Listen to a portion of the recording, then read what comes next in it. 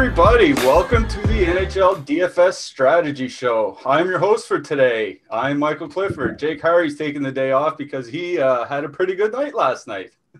I'm just kidding. Just filling in for a little short slate here. We got a 4-game slate tonight, but of course I need to introduce my co-host here. He's the Yager to my Lemieux, the Messier to my Gretzky, the Forsberg to my Sakic, the inimitable Josh Harris. Josh, how we doing today, bud? Not as good as Jake, but I'm doing pretty well. Yeah. Jake, we're going to talk about that in a little bit, but Jake had himself a pretty good night last night. So congratulations to him. Again, we're going to talk about this in a second. But first, if you could, would you please hit us with the like and subscribe? Just help us grow this channel a little bit. It helps us get to the top of the algorithm, helps us get noticed a little bit more, and it helps us keep doing what we're doing. So please hit us with a like and subscribe and notification if you want to know whenever we come on the air. So we have to go over last night a little bit. As mentioned, Jake Harry had a really good night, the usual host of the show. He won the Fantasy Hockey World Championship qualifier, or one of them anyway. He won a seat to it. Finished first and second place, actually. Went with Colorado 1, McKinnon, Saad, and Rantanen. Had New Jersey 2, Zacha, Palmieri, and Mikhail Maltsev, with Grubauer and net, Doughty and Trouba as his defenseman. Trouba got hurt, but it obviously didn't matter. He had a really good night. Devils 2 absolutely went ham. They had, I think it was 3 goals between them. 2 goals and 3 assists. Maltsev hit the shot bonus. They put up over 50 points between them on a slate where there wasn't a ton of scoring. And they came in really low owned. Jake really smashed it here. So you weren't on New Jersey last night, eh? I wasn't either. No, I mean, I didn't even know who Maltsev was until warm-ups. So, they didn't play for 2 weeks, and they're getting the Rangers team who hasn't been doing anything, but, you would hope that the Rangers could turn around. The Rangers looked like they hadn't played for 2 weeks. But, yeah, I mean, Jake hit the empty net goal with Maltsev, hit the empty net goal with Doughty.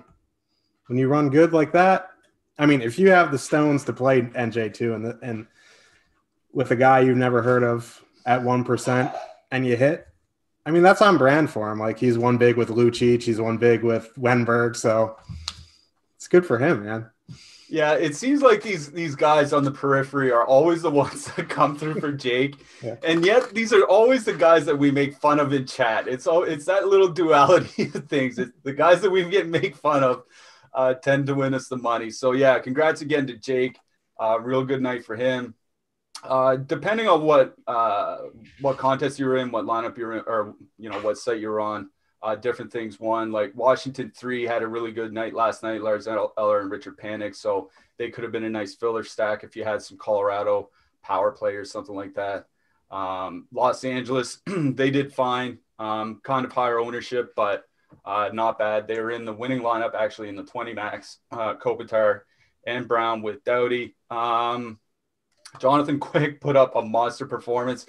He's not a very good goalie, and there's not a very good goalie on this slate we're going to talk about later, but it just kind of goes to show that anything can happen on any given night. So, yeah, again, congrats to Jake, and let's see if we can't help some subscribers win here tonight. So, as we mentioned earlier, it's a 4-game slate, and you and I have talked a little bit about short slate strategy before. For new viewers, people who may just be tuning in, never seen us before, you're a guy that typically plays 1 to 3 lineups. What can you tell us about your process for a shorter slate like today?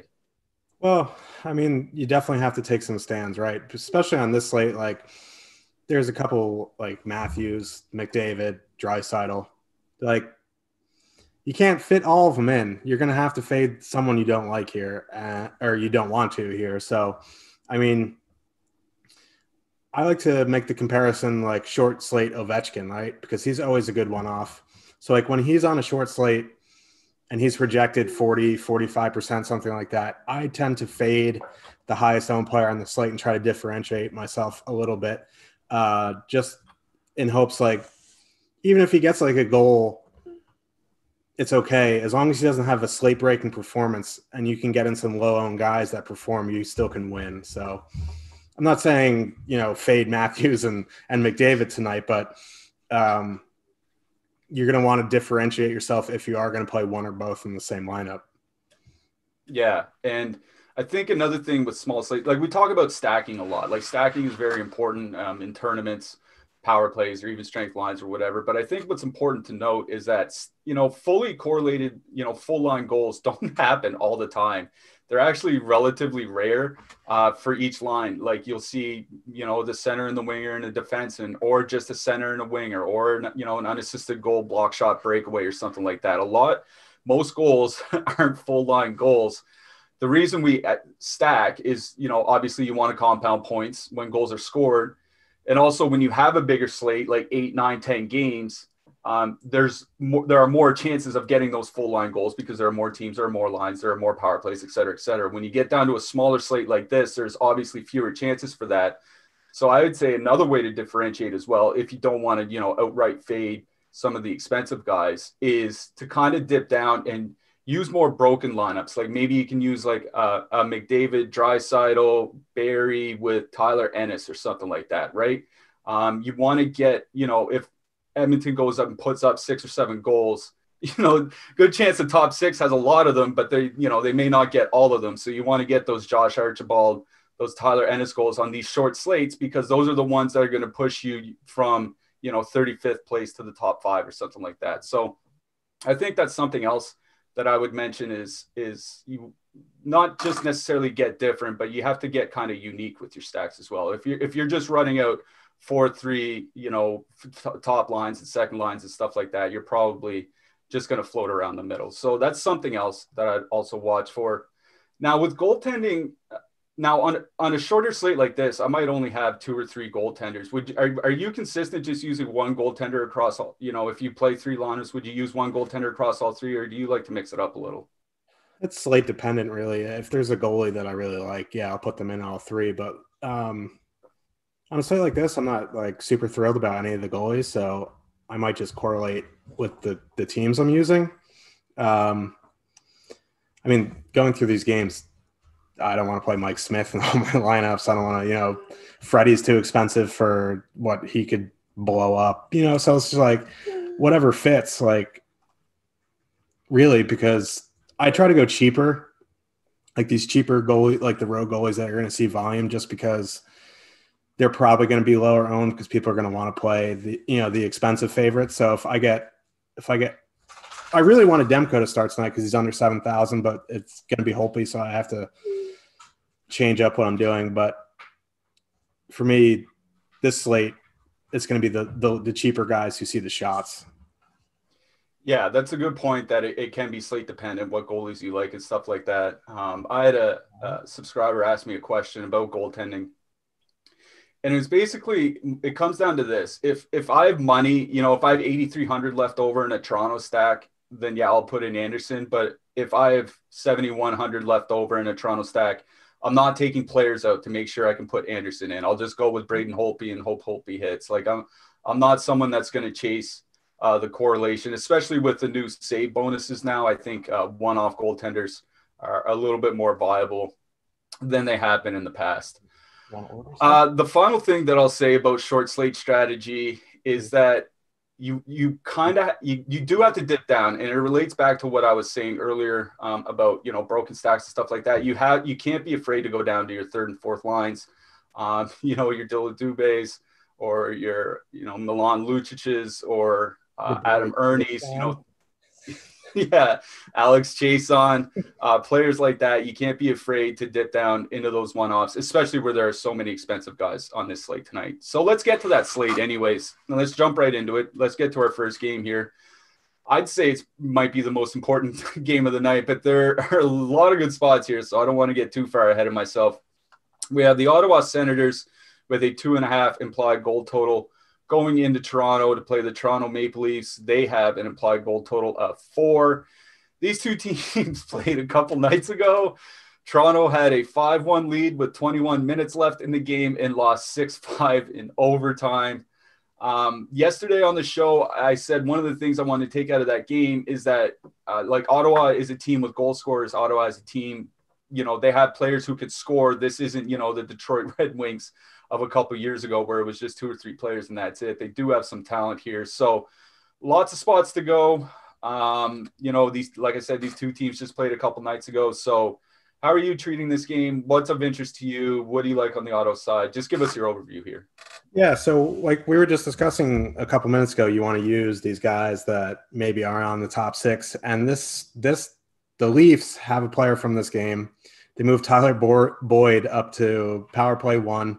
I think he's min priced, or he's close to min price on Toronto 4. So yeah, I mean, if you want to fit in the Matthews with the Marners and you don't want to play jumbo, you put in a Boyd. I think that may actually be like a more popular than you think, because a lot of people don't like playing Thornton, but like getting Boyd at that cheap with exposure to power play 1 is a good way to go. And like, we can only talk about the Leafs so many times against the Senators. Like, you know what they're going to do. Like, offensively, they can score goals. They're going to score goals. So yeah, I think Matthews and Marner, in a vacuum, are the best plays on the slate.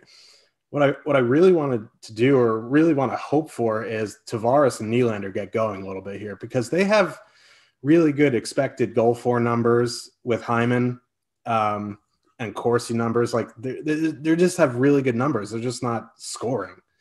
So if you want to get a little bit different from this game, because I think people are obviously going to gravitate to Matthews and Marner, is you go Nylander, Tavares, Hyman. The Leafs are doing that power play 1A, 1B type deal, so they are going to see some time. They're fully chlorinated on power play 2. So I think you can go there to be a little bit different in a high ownership game. You can put them in with Brody, which, on a short slate, maybe not. I mean, you're gonna have that 4-man stack. Maybe you don't want to have like a cookie cutter 3-man stack after that. You can get a little creative after that, but I don't mind the Toronto 2 with Brody power play stack. And then, we mentioned Boyd. If you want to play Thornton, he's on power play 1, fine. I'm not a guy, especially on a short slate, that wants to play someone who doesn't shoot. For 3,800, I'd rather, play someone like Evgeny Dadonov, who's cheaper, who shoots, who's had 5 goals in his past 5 games. So, and then on the Senators side, like, listen, they're a fun team. They're not a good team, but they're a fun team. So, I mean, this could be a spot where you kind of want to, power play stack them. I don't really like their even strength lines too much. Like the, Tavares line's probably going to go up against the Norris, Kachuk, Connor Brown line, I think, right?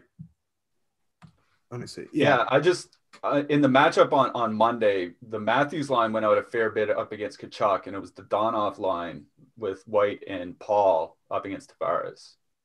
Yeah, so I mean that's a good matchup for Tavares, even though the White, Paul, and Dadonov line have pretty decent numbers. They are giving up. They have an expected goal against of 2.09. I mean, that's pretty good defensively for them. I mean, the Senators' issues are not offensive. They're mid-pack for goal scoring. They're just dead last in defense and goaltending. So, I mean, the Senators side, obviously, Dadonov, 3,300 power play 1. He's probably going to be a pretty popular one-off tonight. I mean, Kachuk Norris little mini is not bad. I mean, I don't think many people are going to be playing Josh Norris tonight, and then you can get them in with Shabbat. I mean, 5,700 is okay. Is around the same price as Riley. So for me, I mean, it's going to be that Ottawa 1, or, do like a Norris, Kachuk, Dadonov, Kachuk, Norris, Stutzel, or like a Kachuk, Dadonov, Shabbat, something like that. Mix and match their power play 1. But the only full line that I'm really interested in playing tonight would be Toronto 2 as a full line. Otherwise, it'd just be like a Matthews Marner with Boyd, or Matthews Marner, just them together. Yeah, that Travis Boyd is really throwing the wrench in the things, because he does allow access to other lines. Like, you can get in, like, we're going to talk Calgary and Vancouver later, but you can get in those lines with Matthews if you throw in Boyd, because he brings down the average cost so much. So that is a big help to that power play unit. I'm differing from you. I'm probably I'm going right on the Matthews train for this game. I agree with you. I mean, I'm just trying to get a little bit different here. Yeah, it's not like Matthews is a terrible hockey player. It's just I like you were talking about the Dodonov, Paul, and White line. Like Dodonov is a good defensive winger. Like Paul looks like he's a good defensive winger. We really don't have a big sample from him yet. So like I know Kachuk is really good two-way winger as well, but I'm not sure about Connor Brown nor Josh Norris. So like I don't think that the matchup really matters that much. I just think it's a little bit of an easier one for the Matthews line. And they just play so many minutes, right? Like they'll play 22 or 23 minutes in a full game. So, like on the Toronto side, I'm more hyped for the Matthews line. You know, I was on the Tavares line on Monday actually, but it's just that matchup against the Donov and Paul kind of worries me a little bit. On the Sen side, they had Christian Wolanin was actually running the power play, their second power play in the last game, but he's scratched today. Like, I don't know why teams do that. Like you see it so often. A guy goes from like top line to a scratch or top power play to a scratch or whatever. But anyways, Christian Wolanin is out. Eric Brandstrom is in. I suspect Brandstrom's going to get secondary power play minutes, though Mike Riley did get some secondary power play time last game. So be kind of aware of that. But Brandstrom, 2,700, for me, he fits in with White and Dodonov just because it's a really cheap three-man, so you can game stack with the Leafs, or they can fit in later on with your Oilers. So, like, I do have a fair amount of Ottawa just because you can fit them in with more expensive spots. Looking on the blue line here, like, we have Morgan Riley's ownership like absolutely through the roof today. Just looking at our ownership tool, we have him at 31%. Top of our ownership rankings. Like he's having a fine season, but I think people should be aware of the fact that Jake Muzzin is having a better season than he is. Like Riley's not shooting the puck at all. His shot rate has just absolutely fallen off a cliff. I forgot to write it down, but I'll just look it up real quick here. The last year he was at 2.6 shots per game. The year before he was at 2.7. This year he's at 1.7. Like that's just and when this guy doesn't block shots either, like way under a block per game. So you're not getting any peripherals from Riley. So you need, for him to really pay off, he probably needs a 3-point bonus. And like, I don't like playing defensemen like that. I don't like playing. He's a Quinn Hughes. Like, you know what I mean? Like if you're playing Riley, it's because you're playing Matthews and Marner and Thornton and all those guys. Like I would never one off Morgan Riley. Like Jake Muzzin is my favorite defenseman out of this game, actually. So I'm going to have a fair bit of Muzzin. You mentioned John Tavares and William Nylander being a little bit snake bit. Tavares shooting 3.3% of 5-on-5 this year. But he does have the worst expected goals rate of his career. So like it's going to get better, but it's not like it's completely undeserved. He's not getting to the net like he has in prior seasons. So just something to watch out for moving forward with him. Getting to the goaltenders, I'm probably going to have some of both sides, but it'll be a case where I'm not chasing either the goalie. It'll be just, I think this will be the cases. I'm only going to have them where I'm correlating. So it's kind of where I am with defensemen. I'm really in on Muzzin. Brandstrom cheap as a one-off. I like Shabbat tonight as well, but I think Mike Riley kind of makes sense for Ottawa if you want to get somebody that's going to be super low owned that might actually get some power play time. So what do you think about the defensemen and goalies here? I mean, I'm on board. I'd never one off Riley. That he's Toronto 1 power play or bust. Like if I have 50 in that range to left over my lineup, I'd probably get Shabbat over Riley almost all the time. I'm on board with Brandstrom. I do like him. He was part of the Carlson trade. I hope they give him a good run. I'd be remiss if I don't mention Artem Zub. I just really like that name. He's min-priced and he scored last game. So if you need a min-priced defenseman who plays like 3 minutes a night, he's your guy. But yeah, no. On the Leaf side, I'm with you. Like if I'm going to one off somebody, it's definitely going to be Muzzin. And if it's a cheap one off, it's probably going to be Dermott. Not huge on him, but like if you're trying to get in the studs and you need to absolutely bottom of the barrel punt somebody, Dermott, not terrible. And I'm with you on the goaltenders. I'm not going to chase them. It's just going to be a correlation play. Yeah, I was reading a Twitter thread earlier today about how bad Freddie Anderson's numbers have been this year, but they're actually right in line with his numbers last year. So, maybe he's just bad now. Yeah. All right, we'll leave that game alone. You don't have anything else in this game, do you? No. All right, let's just move it along then. We're going to get to our next one. Chicago. We saw this game on Monday night as well. Chicago with a 3 implied goal total going into Detroit with a 2.6 implied goal total. Now, Detroit lost that game on Monday, but they pretty much carried the play from start to finish. Detroit's looked good pretty much all year. At least defensively, they've looked good, or at least much better than last year. There are some cheap players in this game that can be used for more expensive stacks elsewhere. We might see some different power play configurations for Chicago. So what are you seeing out of this game? So it's funny, like I'm looking at these Red Wings numbers, right? And all the these three lines have small sample sizes, but you see their defensive numbers. Top line 1.78 goals expected goals against. The second line 1.3 expected goals against. The third line 0.58 expected goals against, right? So you think they would actually be scoring, but they're not. Like their defensive numbers are good, but they're not creating anything. Like they're not doing anything offensively. They have these really good numbers, but they're not generating any shots. They're not generating any high danger scoring chances. The line that's the line that's creating the most high danger chances is that third line, which I don't want to play. Nemestikov, Gagne, and Fippola. Like put me in a straitjacket if I'm putting them in one lineup. You know what I mean? I will say from this game, I have an uncomfortable amount of Detroit too. The Bobby Ryan, Fabry, Mantha line. They're fully correlated in power play 1. They have a 61% Corsi 4 percentage, but they're just not generating, high danger chances. But again, this is a really good matchup, and as long as Blashill doesn't Blashill himself, like this is like a line that I want some exposure to, just because they're all fully correlated. Even though they aren't generating right now, the Corsi numbers are there. If they decide to, get to the net, maybe they'll put a goal in or two. They're cheap enough. The one thing that does worry me that they are going to be popular because they're fully correlated and very cheap in a good matchup. You can differentiate yourself a bit though if you don't want to play like a Bobby Ryan. You could do like a Larkin, Fabry, Mantha, something like that. You can just mix and match their power play 1 guys.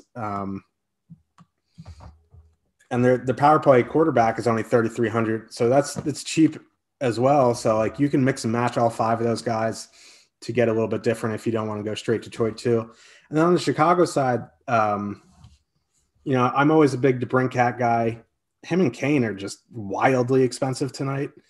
I don't want to be paying 16,000 for the 2 of them going against a team who has really good defensive numbers recently, especially if they are going to get ownership. So on the Blackhawks side, like my favorite play as like a one-off would probably be Kubelik, especially if he does go back onto power play 1, like you were saying earlier.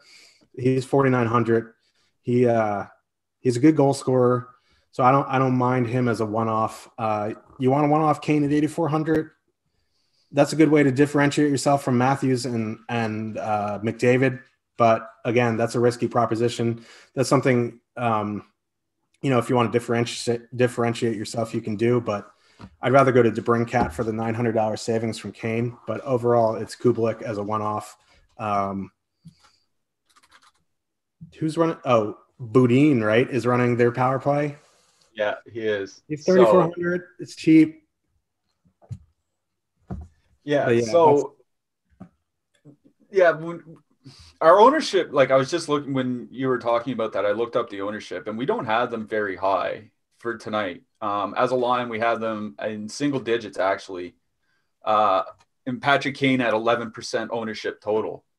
Now I see Patrick Kane at 11% on a 4-game slate. My spidey senses start tingling a little bit. You know what I mean? Because there's going to be a ton of ownership on Matthews and McDavid, right? Like the other night, we were just talking before the show, it was a 5-gamer and there was 55% ownership between them. Like on a 4-gamer, we could see that get closer to like 80% tonight. So like 8 out of 10 lineups are going to have one of Matthews or McDavid, and most of them aren't going to have Kane, right? And certainly none of them are going to have Kane and DeBrincat. So if you do want to get different, it seems like Chicago 1 is the place to do this, right? Yeah, it's just an ownership play. I agree with you. I don't want to pay, 16K nearly for just Kane and DeBrincat. Over 20 if you want to throw in somebody like Kubelik. But the thing is with Soderberg there at 2,700 power play one and Beaudin there at 3,400 power play one, like you can 4-man stack here and it's not super expensive, right? Like you can 4-man stack and it comes in at like 22,000. And at that point, you can still fit in like a Calgary one or a Vancouver power play. You can even fit in some sort of Toronto stack if you put in Boyd or Thornton or something like that. So, like, I think like my first run didn't have a lot of Chicago today. I manually forced in some Chicago when I saw some ownership just because I think it's a good ownership play. That's all. Like I'm gonna have probably 3 out of my 20 lineups are gonna be Chicago tonight. That's gonna get me at close to double the field, and that's fine for me. I can still put in 80% McDavid and Matthews and still have 15%, 20% Chicago one. Besides that, so I think if you're playing 1 to 3 lineups, I would probably get one of the Chicago ones in there. Um, I just don't see any way where they have, very much ownership tonight. I think you're right about Detroit too. Detroit too is probably going to see some ownership. We have them as one of the most leveraged spots on the entire slate, actually, because we have them at no, sorry, wrong one. We have them at 6% top stack, but 14% ownership. So that's the thing with Detroit 2 here is that if you do go with Detroit 2 to fit in your Toronto 1 or your Edmonton 1 or whatever, you're probably going to have to get more different with either of those stacks. Either like leave Mantha off and throw on, like Gagne, or leave Mantha off, throw on a one-off from a different team, or do something different with your Edmonton or Toronto stacks, because I do think, we saw Detroit be fairly popular. If I'm not mistaken, they're around like 11 or 12% on Monday night. So I assume they're going to be close to the same, seeing as it's a similar size slate here tonight. But again, I do think it's the best line to stack here because Detroit, nobody's correlated, pardon me, on the top line. And Matthias Brome, 15 games, he's played, it was something like 60% of his ice time or 55% of his ice time with Dylan Larkin, and he has 0 points in 15 games, and he's averaging 1 shot a game. Like, he's min price skating on the top line with Dylan Larkin, and he stayed like nearly min price the whole season. And the thing with Brome is I was actually looking up some of the stuff we had written about him over at Dobber Hockey, because we write about season-long fantasy hockey over there. And like he was good over in the Swedish league, like really good. There's a reason why they signed him. Our writers seem to like him, think he's a really skilled player, but like we've seen skilled, like think, hockey fans from years ago will remember Linus Ullmark coming over, had like 3 good games and then just never did anything again. Fabian Brunstrom, he hung around for a few years, but he never really amounted to a whole lot. Yuri Sekash came over and played with Montreal for like 20 games, got traded, never made it to the NHL again. Like there have been very talented players to come from Europe that just couldn't adapt to the NHL ice or the game or anything or part of the culture for any reason. Just couldn't make it. Not saying Brome is that, but at a certain point when you go this long without doing anything, you have to wonder if there's actually anything there. So that's kind of what's keeping me away from Detroit 1. No correlation. I don't think Brome is anything. Zadina is starting to round into something, but he's not the player he will be yet. So, Larkin, I think, is fine as a one-off. I have him one-offed in a couple spots, but I'm not stacking that Detroit 1. For me, I'm with you. It's choke the chalk on Detroit 2, or just pick some one-offs around. But I am doing some, like funky, like some little power play 2 stacks, like Zadina, Gagne, Hronik, and stuff like that, just because I think that's the way to get different. Other than changing up my Toronto stacks and shoving in like Pierre Engvall or something like that. The way I'm getting different is to get different with my secondary stacks. So that's kind of where I am. Like, speaking of those defensemen, you mentioned Christian Juice. He's a pretty good playmaker, but he's not a guy that brings peripherals, right? So I guess he's fine enough to one off because he's so cheap, but like you're looking at 17 shots and 13 blocks in 13 games. Like there's just not much there for peripherals, and it hasn't gotten much better, as he's gotten more ice time. So Juice, I think for me, is only in power play stacks. Like you can one off him because he's 3,300, but like I would rather just leaving them in power play stacks. And I have a good amount of both goalies here. I really don't want too many of the goalies coming out of the Canada games. So both Greiss and Lankinen, assuming Greiss starts, are going to find their way to my lineups. What do you think about the goalies and defensemen here? Yeah, I agree on the goalies. This is I don't want to say quote unquote safest, because this game's gonna end up like 9-7 now. But like, the Canadian games are generally higher scoring from the stats this season. I like Rice. Detroit has been adequate defensively. Their defensive numbers have been good the past couple games. So yeah, I mean, Grice is going to, at his price, is someone I want to put in. If it's Lankinen or if it's Subban, I'd be more apt to play Lankinen than Subban. We know what Subban is at this point, and he's almost 8,000. So that's, if I'm using Chicago and I have 8,000 left over, yeah, I'll put Subban in if it is him. But Grice is more of a one-off play for me. Subban's more of a correlation. If it's Subban, if it's Lankinen, I'd one-off him a bit more. And then a defenseman, as much as it pains me to say this, I said, don't let me put Nemestikov and Gagne in a lineup. I'm okay if you need a min-price defenseman using Mark Stahl or Troy Stetcher. Like, as disgusting as that sounds, like, you need to get different at some points on these slates. Like, if your lineup comes together too easy, it's going to be duped, right? So you're going to have to get comfortable getting uncomfortable. And putting Mark Stahl into a lineup is very uncomfortable, but he is seeing, decent ice time for a third pair. He's so slow that he gets in front of shots. His skates, his shin pads get used. So if you get that shot block bonus from Stahl at 2,500, he paid off his price. And then on the Chicago side, Duncan Keith one-off is not something I'm interested in. Ian Mitchell, Calvin DeHaan is overpriced. Like Lucas Carlson, Zadorov, no. It's going to be just Boudin, or however you pronounce it, on Power Play 1 in my Chicago stuff. So that's about it for me on the defensemen and goalies. Yeah, I just want to mention real quick with Chicago, their last game, I think every defenseman except for Keith played between 19 and 21 minutes. Yeah. Or Keith and Carlson. Carlson played 11 minutes. Keith played 23, and everybody else played 19 to 21. So, if you want to go not full punt, because he's not. Yeah, he is full punt. If you want a full punt with Zadorov 20 minutes, I think that's fine. I think this is a case where, other than Hronek, I'd just be going super cheap on the blue line here. I wouldn't be going and spending up on Keith or DeHaan or anything like that. Yeah, 4,300 DeHaan. All right. Sorry. No, just want to get to our next game. But before we do that, just want to remind everybody that's watching that if you want to get access to all the great Awesemo tools and content for nearly every DFS sport out there, you can get it at Awesemo.com with their Awesemo Plus Weekly Pass for $29.95. This includes full access to all our premium content and tools on Awesemo.com.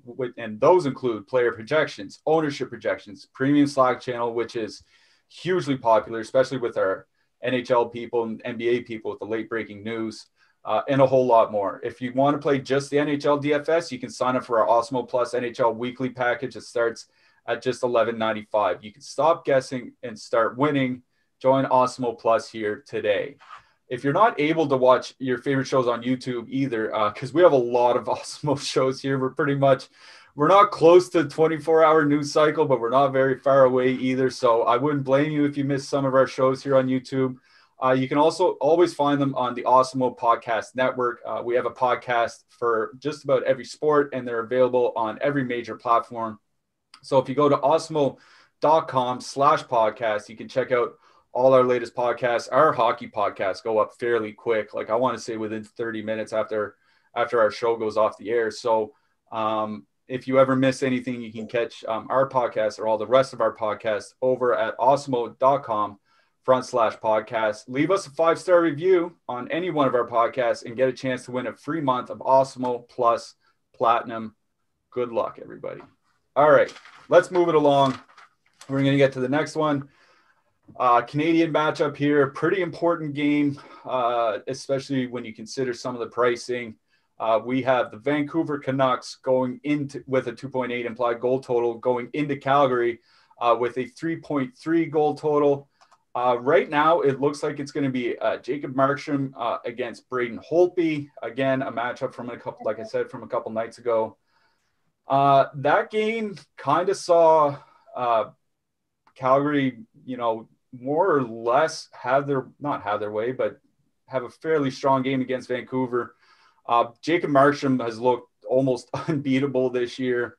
Vancouver, for all the good things that may have been going on in that game, they're still taking penalties. They're still one of the most penalized teams in the league. There may be a lot to like here on both sides. So what are you seeing here, Josh? So I know Backlund's back, right? Is Mangiapane still up on the top line, or did they switch that up? It looks like it's still going to be Mangiapane with Lindholm and Tkachuk, yeah.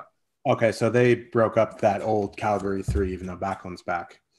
Yeah, okay. Just wanted to make sure I had my stuff updated. So if that's the case, I do like this Calgary top line.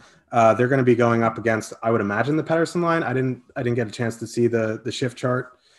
The last game, it was the Tkachuk line actually against Horvat and Pearson. Okay, yeah.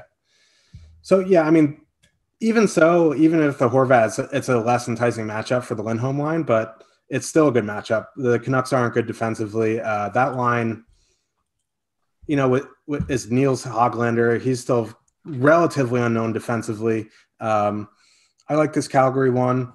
And then, the Monahan-Gaudreau line, that's fine. Like, they're going to go up against the Sutter line, I would imagine. Or it could be the Pettersson line, depending, because normally Calgary 3 usually goes out against the top comp. But if Mangiapane's not there, I'm not entirely sure how they're going to match up. Last game it was Horvat and Tkachuk and Pettersson against Gaudreau. So it was top 6 against top 6. Okay, so assuming that's going to be the case, so Pettersson against Monahan and Gaudreau, I mean that favors both lines probably. They're both pretty high event there. That puts me a bit more onto the Pettersson line. They haven't been great, but they're fully correlated. It's one of those things like, they're probably going to go a tad overlooked on the slate because you got the Calgarys, you got the Torontos, you have Edmonton, and they're in that price range where it's like, well, I can't really fit them with Toronto. I can't really fit them with Edmonton. So I didn't see ownership, but I would imagine it's a tad lower than some of these other lines. So I don't mind the Vancouver second line. I don't mind using them with Quinn Hughes. I wouldn't want off Quinn Hughes. He's kind of like the Morgan Rielly, like we said, of the Canucks. So for me on the Calgary side, it's going to be a Lindholm, Tkachuk, Mangiapane. I like that as a full line. And then Calgary 2, Monahan, Gaudreau. I'd probably put them in with Rasmus Andersson if you want to go 3-man. I don't mind leaving off the third wheel there. And then the Horvat line, I probably want to avoid, that Lindholm-Tkachuk matchup, but I don't mind if you want to mix and match some power play ones and get some Horvat in there on the Vancouver side. Yeah, I do like you mentioned the pricing. Horvat at 4,800, Pettersson and Pettersson and Miller, I think both seen their prices come down.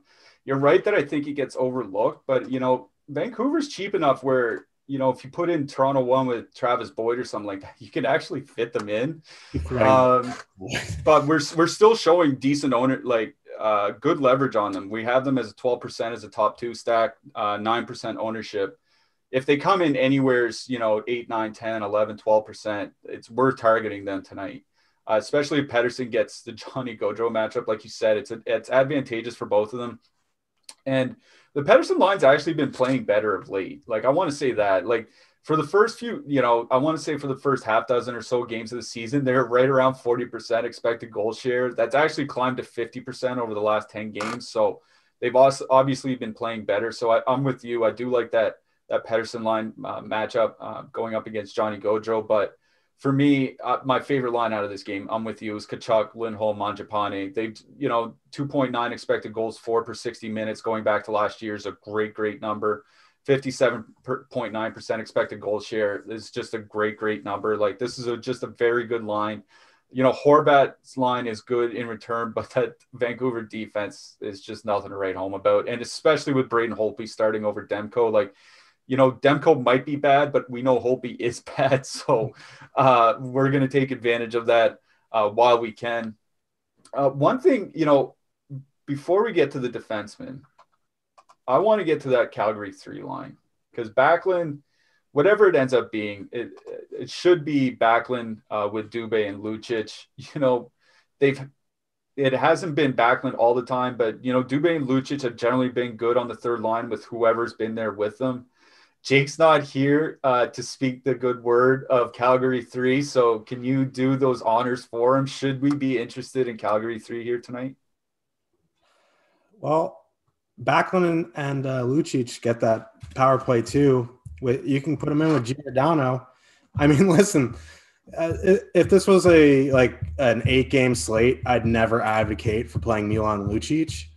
But Vancouver with Holtby in net is just so bad, and they're going to be getting, Antoine Roussel, Adam Gaudette, Brandon Sutter. Maybe in 2007, this was a really good defensive line, but these guys are nothing to write home about. I mean, Lucic can't skate, but he'll park himself in front of Holtby and bang one in.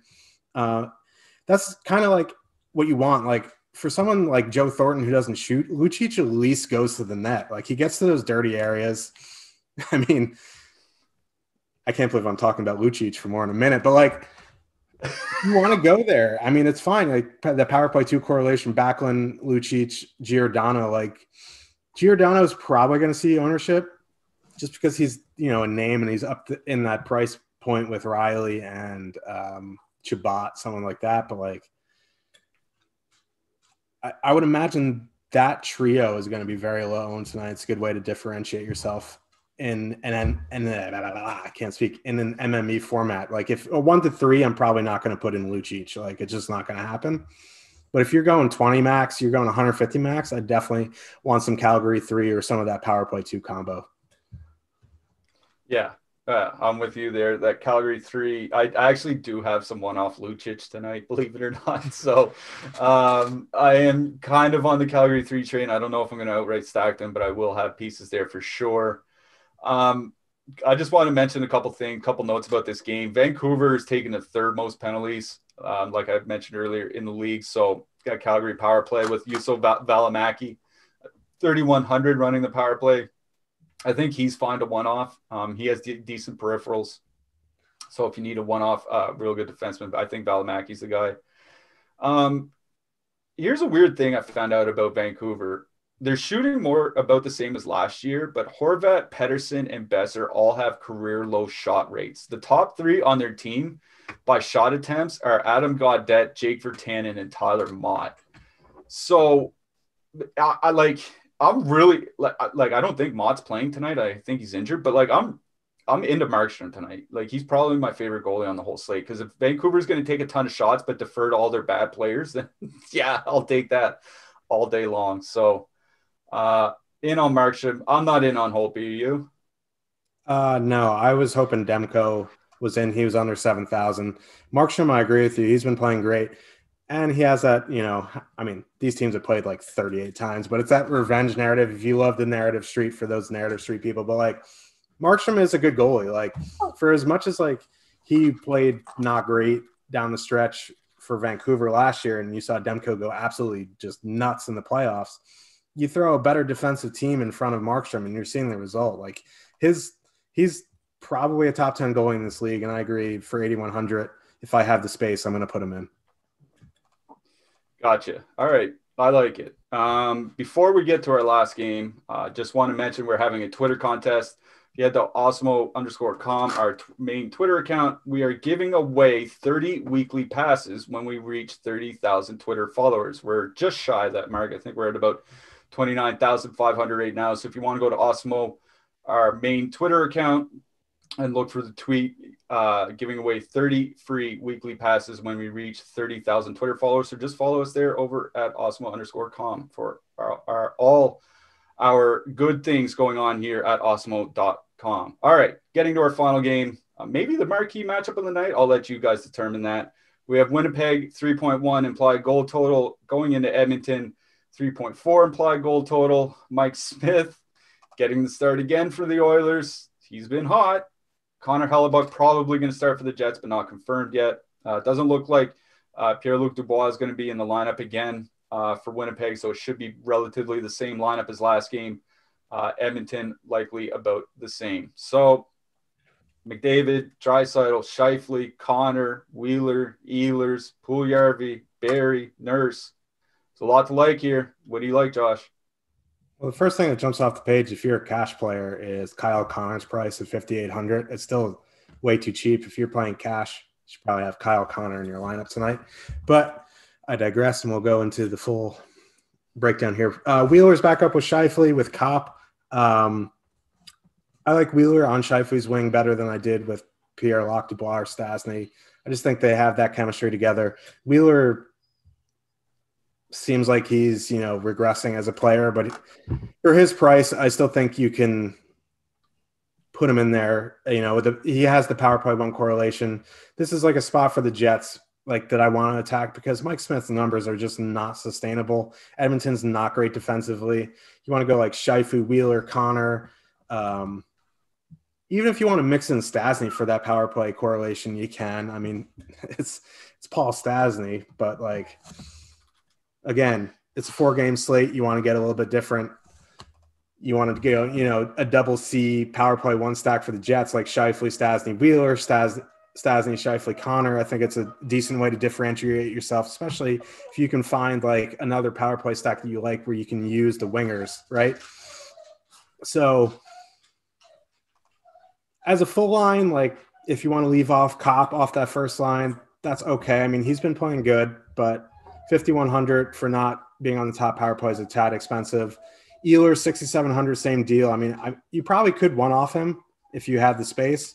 If you want to, do an Ehlers Connor and leave off Stastny and put in, Lowry for power play 2, even though Connor's not on power play 2, you can get creative with that. And then on the Edmonton side, I mean, what they're going to do. McDavid's going to have 40% ownership. He's cheaper than he was on Mondays, $400 less. Nugent Hopkins, I think, is the same price or $100 less. Puljujarvi is a bit more expensive. He had an assist in the shot and the shot bonus last game. I don't know if he saw power play one time. I know he's on power play 2. I think Jason actually saw. Yeah, they both got power play one time, actually, again. Yeah. So like, if you want to leave off Puljujarvi, I guess you could do it. I mean, like, I think you want to do like a McDavid, Nugent Hopkins, Chiasson, Barrie. I think that's it. How we talked about with like putting in Boyd with Toronto. I think you could put in Chiasson with Edmonton. God, we're just digging here, but like, my personal favorite punt, like, I don't even know why. I like Juchar Kayara. I just like him as a player. I know, like, he doesn't see any power play time. I just like him as a player. He's 3,000. If I was having 20 max, I'd have him in a little bit. Like you said at the top of the show, like, you need to get different. Like, if you start your lineup with McDavid and then you have a Matthews in there, like, you can't just fill out your lineup the rest, like, easily. It's going to be duped. You need a Chiasson, you need an Archibald, a Kayara. Even like if you want to fit in Yamamoto, like I know he's more expensive, but like he doesn't see power play time. You're just gonna have to get different. Like, and from a 5-on-5 standpoint, I do like this matchup for the Draisaitl line. I think if you want to stack them up, I think you can go there. And then as much as I don't like Tyson Barrie at $5,800, right? He's always on the ice with Edmonton 1. He's on power play 1. So I think, you're playing McDavid, you're playing Nugent Hopkins. I think you got to go Barrie, unless like you can fit him in, and then you go Bouchard, who's going to be popular probably with them because my first build was like, oh, I have space for Bouchard, and I'm playing Edmonton, right? So if you got to be a little bit conscientious if you're playing, just a couple lineups. Like, is this going to be like really popular? Yeah, but in MME, I definitely want some Bouchard. He had 2 assists, 8 shots on goal, and a block shot last game. So, and he's still under 4,000. So I think you can go back there. You just got to be a bit leery of his ownership. Yeah, the ownership is the thing that's concerning me. You bring up Tyson Barrie. I'll talk more defenseman later. He played over 30 minutes in their last game. So if he plays that amount of ice time again, it's tough not to play him. So the thing that sticks out for me in this game immediately is Winnipeg 2. Stastny, Ehlers, and Connor. One, it's Connor's price, 5,800. He probably has a true price closer to 7,000. Two, it's the matchup. They probably see a fair bit of the Edmonton second line, and the Edmonton second line has just been bad defensively, like just flat out bad. 2.7 expected goals against. They're getting 950 goaltending at 5-on-5 behind them, which is why their even strength goal differentials look good. Like Edmonton's goaltending this year is 905. That line specifically is getting 950. Like it's gonna heavily regress, probably sooner rather than later. And that Winnipeg second line looks like a really talented second line to me. And you get two pieces on the top power play unit. Speaking of that top power play, I should mention Neil Pionk did get some power play time over Josh Morrissey in their last game. So there's another way if you want to get different and you're playing Winnipeg power play or whatever, you don't want to play Morrissey, throw Neil Pionk on there. So that's kind of my focus for this game. Stastny, Ehlers, Connor going into that Draisaitl matchup. You bring up Mike Smith.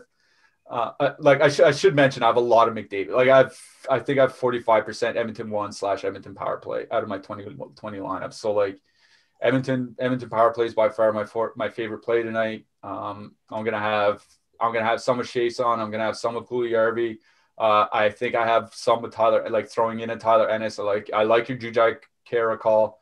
Ennis is in that same boat. It's throwing in a guy that's going to be 1 or 2% on it from a team with a high implied goal total. So that's kind of where I sit with the forwards. I'm just going to have a whole mess of Edmonton 1/Edmonton power play and then focus on Winnipeg 2.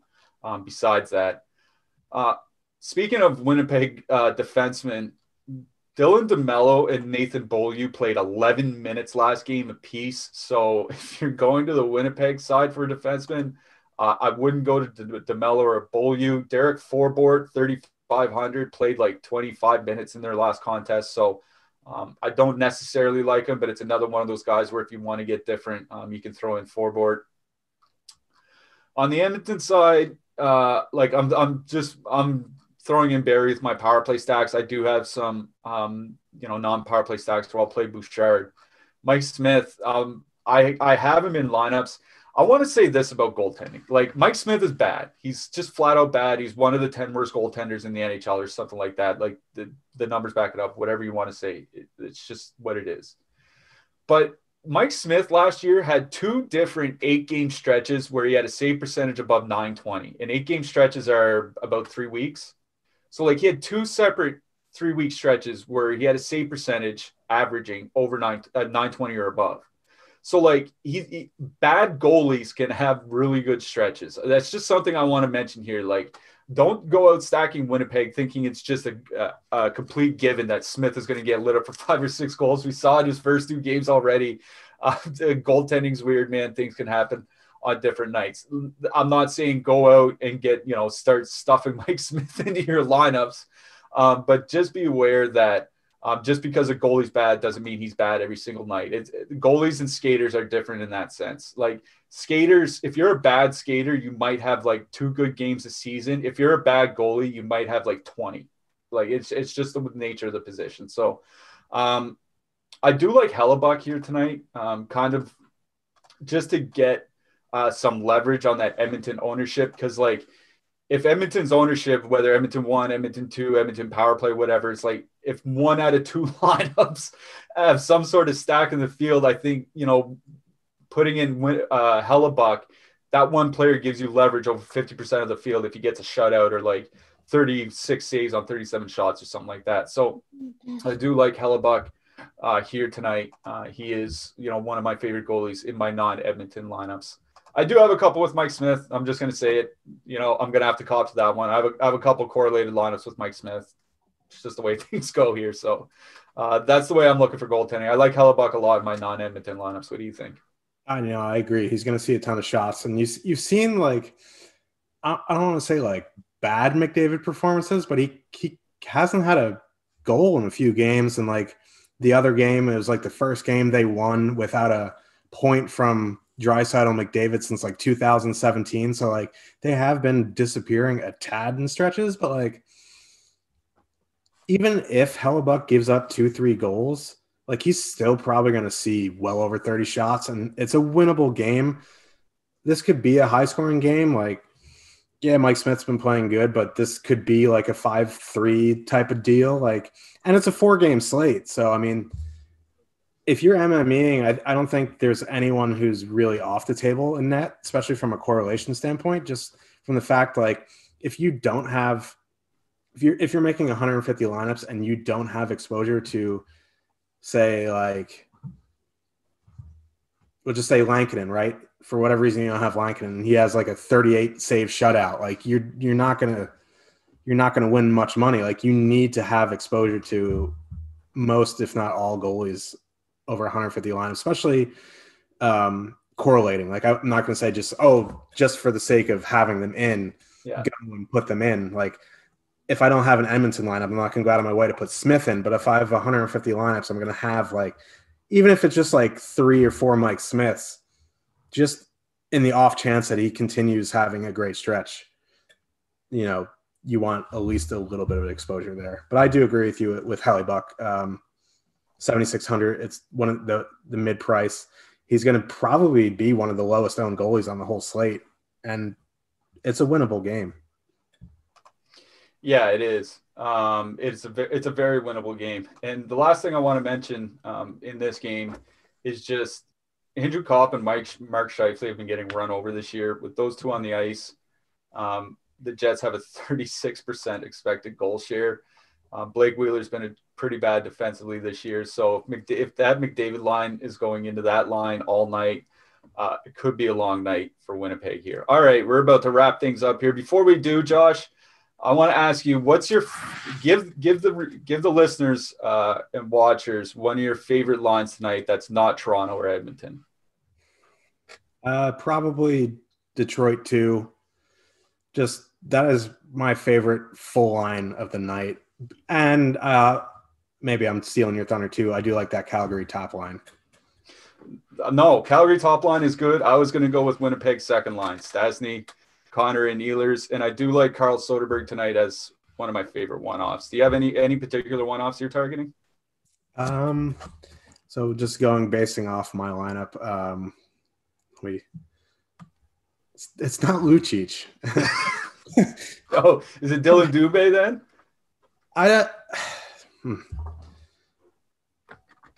I want to say, like, if I knew Dominic Kubalik was going to get power play one time, even though he's 4,900, I would definitely want to get him into some of my lineups as a one-off. It might be worth it if not. Even if he's not, I think it's still worth it on a short slate like this. Yeah. All right, that'll do it for the Awesemo NHL DFS show today. Thanks very much to Tyler for producing. Thanks to Josh for co-hosting. Remember to like and subscribe if you want to help us keep doing what we're doing. Click the notification button if you want to get reminded whenever we're coming on the air. Good luck tonight, everybody. Good luck.